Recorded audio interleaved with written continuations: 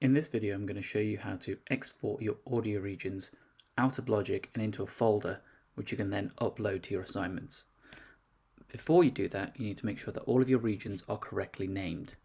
If any of your regions need renaming, for example, this one here, I can open up the inspector and there it says the region name. I can then double click on this and change the name to whatever I want to. And then I can close down the inspector. Once all of your regions have got the correct names, you can click and drag and select all the ones you want to export. Right click, go to Export and select 8 regions as audio files. You then want to select this bit depth, 24-bit, and normalize off. And this area here where it says pattern, this will be the pattern of how we name it. It will probably be set up to say custom, but you want to change that. You want each file to be called the region name. So click and drag the region name, put it in the pattern, get rid of custom, and press export.